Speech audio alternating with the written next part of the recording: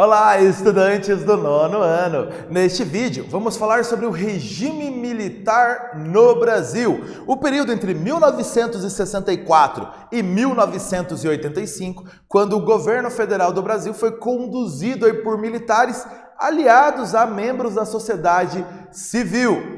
Militares, com apoio de parte da sociedade, da classe média urbana, mais conservadores, articularam um golpe que tirou o presidente João Goulart do poder em 1964. Então, saiu o presidente João Goulart, entraram os militares comandando o governo.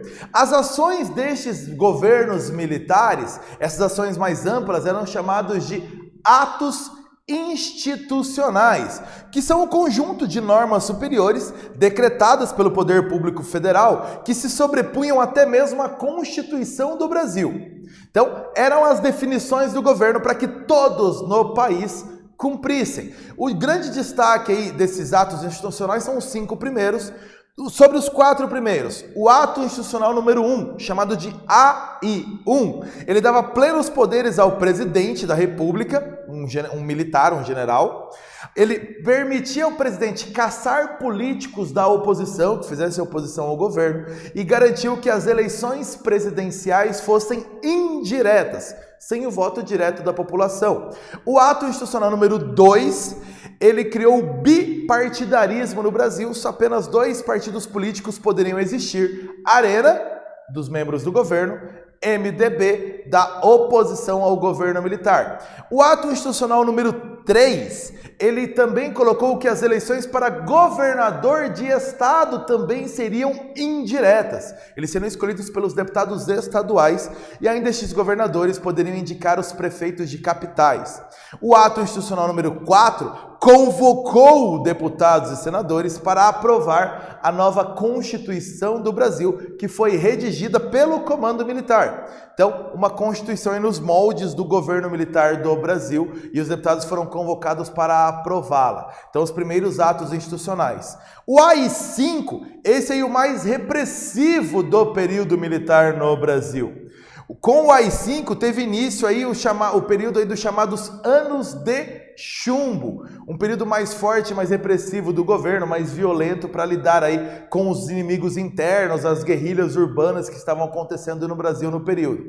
O AI-5, alguns destaques deles: o Congresso Nacional foi fechado, entrou em recesso. Portanto, o poder executivo agora também iria criar leis, confiscou bens aí até de pessoas consideradas inimigos do governo, suspendeu o habeas corpus de pessoas acusadas de crime contra a segurança nacional, restabeleceu cassações de mandatos de políticos. Então, quem fizesse oposição ao governo poderia ser cassado pelo governo, e deu mais poderes ainda para o presidente. Então, ela restringiu a liberdade da população no Brasil. O ato institucional número 5, o mais repressivo desses atos institucionais. Ampla propaganda ufanista, ou seja, de um amor extremo ao país, de um amor máximo ao país, foi muito realizada durante o governo militar. E frases como, por exemplo, ninguém segura este país. Então, a ideia de um país que estava progredindo, melhorando. Ou o amor aí na frase do Brasil, ame-o ou deixe-o. Uma referência a muitos exilados, pessoas que iam viver fora do Brasil para não serem presas acusadas de crimes contra o governo. Então, a ideia de que essas pessoas que saíam do Brasil não amavam o Brasil, elas eram contra o país. Então, forte propaganda do período militar. Ainda outra marca na área econômica, o chamado milagre econômico.